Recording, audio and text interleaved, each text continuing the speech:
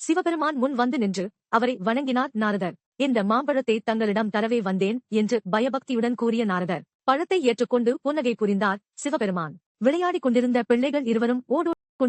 பிள்ளைகள் ஓடோடி வந்து தமது தாய் தந்தை முன் நின்றார்கள்.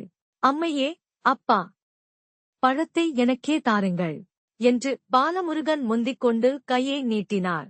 அம்மா, அப்பா, நான் தான் மூத்த பிள்ளை, ஆகவே பழத்தை எனக்கே தாருங்கள் என்று தும்பிக்கையை நீட்டினார் பாலவிநாயகர். போட்டிதான் தீர்வு. பின்னர் தமது பிள்ளைகளை நோக்கினார்.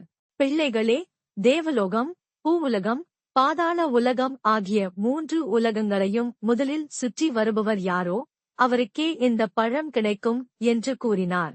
முருகப் பெருமானைச் சுமந்து கொண்டு மயில் வாகனம் தேவ உலகம், பூவுலகம், பாதாள உலகம் முதலிய உலகங்களையெல்லாம் வலம் வந்து கொண்டிருந்தது. சின்ன பிள்ளையார் பயபக்தியுடன் தமது அன்னையாகிய உமாதேவியாரையும் அப்பனாகிய சிவபெருமானையும் சுற்றி வந்து வணங்கி நின்றார்.